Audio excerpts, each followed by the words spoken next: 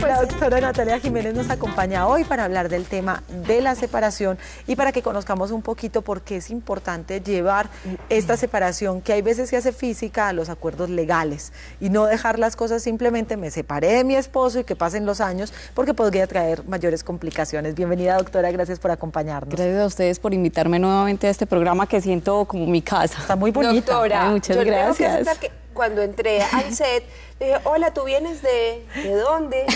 No la reconociste. No la reconocí, es que de verdad está supremamente linda, doctora, así que felicitaciones. Ay, muchas gracias. Pero entremos en materia y como decía Olguita al principio, este tema de la separación es complicado. Cuando hay hijos mucho más, pero aun cuando no haya, es un proceso difícil de duelo. Y muchas veces los problemas económicos o esta separación de esa sociedad conyugal hace que todo sea mucho más complicado. Para hablar de separación, yo creo que primero debemos hablar de unión. Así es. Cuando uno se casa, ¿qué es lo que está conformando legalmente? Muy bien. Es exactamente lo mismo que yo con lo que iba a iniciar. Realmente para poder hablar de un tema de divorcio o de separación, inicialmente tenemos que hablar de ese vínculo matrimonial. ¿Qué es el matrimonio? Es cuando dos personas deciden unirse y generar entonces a partir de eso unas consecuencias a nivel cultural, social y jurídico. ¿Qué surge después de un matrimonio? Surge una sociedad conyugal, surge una cantidad de obligaciones recíprocas entre cada uno de los cónyuges. ¿Qué es esas obligaciones recíprocas? Fidelidad, apoyo, socorro.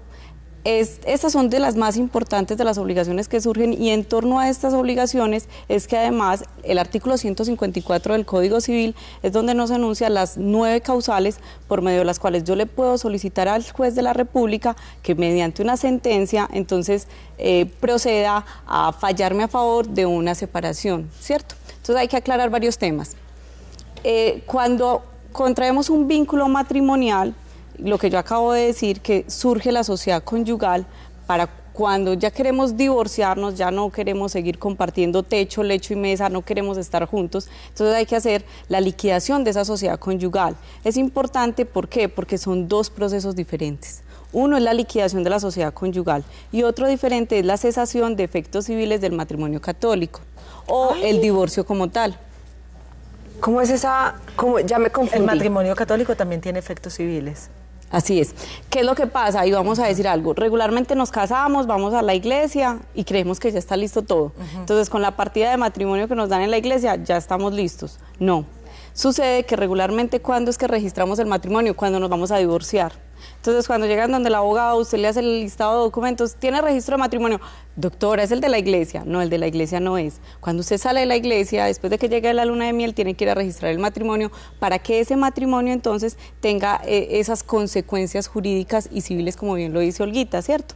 Entonces, ¿qué es lo que sucede? Cuando nos vamos a divorciar, ahí llegamos a un momento donde le decimos, señor juez, ya sea que fuera el vínculo civil o el vínculo religioso, si es el vínculo civil, muy bien, o sea, se hace el divorcio y se registra entre la notaría, eso queda registrado en el folio de nacimiento de cada uno de nosotros, en el registro de matrimonio, y hasta ahí llegó. Pero ojo que cuando estamos casados por la iglesia, la primera etapa es la cesación de esos efectos civiles de matrimonio católico, que es ante un juez, pero de ahí nos toca ir a la iglesia. Porque el hecho de que el juez haya dicho que hasta ahí llegó el matrimonio no significa que en la iglesia, porque son diferentes. ¿Y qué efectos? No, pero efectos civiles la iglesia como tal no tiene. No. La iglesia es el ritual, es exactamente igual. Es para un próximo matrimonio. Ah, bueno, eso ya se chulió. Entonces, eso ya no importa. Ajá, pero le quería preguntar a Olguita, porque la doctora Natalia decía algo importante. Ese efecto civil que tiene el matrimonio y esas obligaciones jurídicas. ¿Cierto? Que las personas que están viviendo en Colombia en unión libre y que no se han casado, pero que pueden demostrar convivencia por más de 2 años, tienen esos mismos derechos. Así es. Tienen los mismos derechos, pero ojo que ahí vamos, que tenemos que demostrar que sí tenemos una convivencia permanente, una convivencia ininterrumpida. No es un semi-internado. Así es. Ajá. No es mi cepillo de dientes allá. No, tiene que ser una convivencia interrumpida. Ahora, todo esto suena muy fácil hablándolo. Hablar de una separación y decir hay que ponerse de acuerdo para ver cómo van a cesar los efectos civiles y todo, suena muy bonito. Pero lo cierto es que en el camino todas las cosas se descomponen y no siempre se logra un acuerdo tan amistoso, tan fácil como quisiéramos. Entonces ahí entran los abogados, obviamente, también a ejercer su acción. Y existen diferentes tipos de divorcio. Hablemos de esos tipos de divorcio que puede haber. Muy bien, así es. Hay dos tipos de divorcio. El divorcio de mutuo acuerdo, que es el más civilizado y el que más recomendamos los abogados, ¿cierto? ¿Por qué? Porque es en el momento en que las dos personas se sientan y dicen, ya no vamos más, decidimos terminar esta unión. ¿Por qué digo que es el más civilizado y el menos traumático? Porque inclusive cuando hay hijos menores de por medio, realmente cuando llegamos a un proceso de divorcio es bastante compleja la situación, ¿cierto? Porque cuando estamos juntos somos muy amigos y nos queremos mucho y nos amamos, pero en el momento en que decidimos divorciarnos, estabas durmiendo con tu peor enemigo, ¿cierto? Sí. Entonces, ¿qué es lo que sucede? Que esa persona conoce todos mis secretos. Y eso es el problema en el divorcio. Que entonces llegamos a una audiencia y ahí es donde empiezan a contar todo lo que pasó, que ni siquiera al juez ni a los abogados les interesa, pero ahí es donde empiezan a contar una cantidad de situaciones que no dan, ¿cierto? ¿Qué sucede entonces? Cuando hay mutuo acuerdo, hay dos opciones de llevar un divorcio. Una es ante la notaría. Vamos ante un notario, hay que pagar unos gastos notariales, o sea, ese sí hay que incurrir en un gasto adicional, pero ante el notario le solicitamos, es exactamente lo mismo, se presenta el mismo cuerpo de la demanda, los mismos anexos. Si hay menores, entonces hay que notificarle al Ministerio Público para que él comparezca y determine entonces cómo, nosotros como cónyuges, entonces le entregamos y elaboramos con el abogado un acuerdo de cómo va a ser la parte de visitas, de alimentación de los menores. ¿Y qué sucede? Que vamos donde el notario, él le notifica al Ministerio Público y aprueban o no aprueban, ¿sí? Que no tengo plata para pagarlo ante notario, también lo puedo hacer ante un juez, ¿cierto? Es de mutuo acuerdo, pero puedo ir donde un juez, le presento la misma solicitud, es un poco más demorado, eso sí. Y la otra opción es la vía contenciosa. ¿Cuál es la vía contenciosa? Cuando no nos ponemos de acuerdo, realmente entonces nos toca ir a buscar en el Código Civil en su artículo 154 nos enuncia 9 causales. ¿Causales como cuáles? Como embriaguez permanente, no cumplimiento de las obligaciones contraídas por alguno de los cónyuges, es decir, es que el cónyuge no cumple con sus obligaciones alimentarias, ¿cierto? Una persona que patológicamente se haya demostrado que tiene una enfermedad física o psiquiátrica que impida entonces desarrollar y ejecutar esas funciones y finalidades del matrimonio.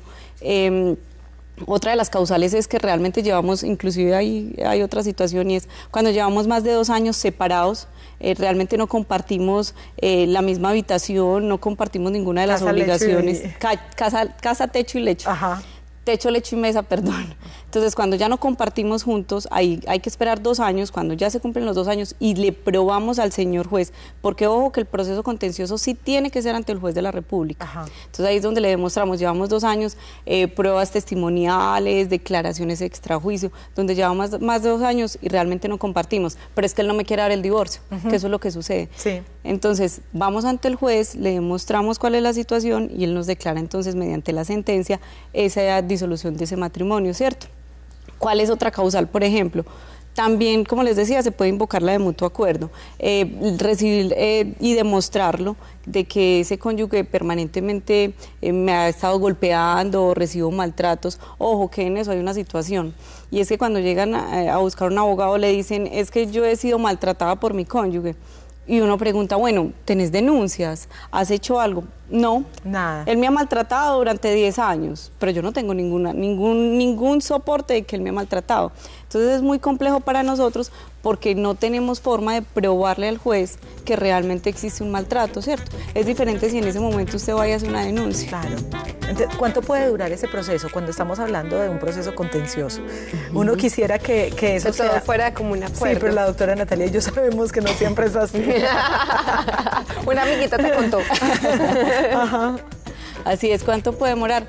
Pues de mutuo acuerdo realmente ante notaría podemos estar hablando de 2 meses, ¿cierto? Que es muy rápido. Mientras es en las publicaciones, lo más demorado es que conteste el Ministerio Público, claro, ¿cierto? Y que acepte entonces el acuerdo con los menores. El proceso contencioso es muy relativo, Olguita, es relativo porque eso depende pues como de las pruebas, entre las fechas que se fijen las audiencias, del juez de conocimiento, porque hay unos jueces, qué pena pues que no notificarlo de esa forma, pero hay unos que son más rápidos que otros, entonces eso es como muy relativo, ¿cierto? Además, hay una cantidad de controversias, ¿por qué? Porque es que el juez y el Ministerio Público siempre tienen que velar porque esos menores no estén tan afectados por la separación. Por último, si no hago la separación, no la hago legal, ¿qué puede implicar esto en un futuro? Sí, solo hago separación de cuerpos, pero no separación Nunca legal. hago los papeles. Muy bien. Lo que pasa es que ahí vamos a que ahí está, el divorcio es la separación legal. Ajá. Y la separación imperfecta es la separación de cuerpos. ¿Y qué sucede? Que el vínculo nunca va a dejar de existir. Entonces, si yo me vuelvo millonaria, resulta que luego le tengo que dar la mitad. Le tengo que dar la mitad y además si entonces él tiene una cantidad de deudas y yo soy la millonaria, entonces yo le tengo que pagar todas sus deudas. Ahora no hay forma mono. Siempre es que es mejor hacer todas las cosas claras, ¿cierto? Sí. Así es. Otro día tenemos que hablar también de alimentos con Claro los que niños. sí. Listo. Muchas gracias, Doctora Carmen. Natalia, gracias por acompañarnos. A ustedes que estén muy bien. No se nos Muchas pierda gracias. tanto.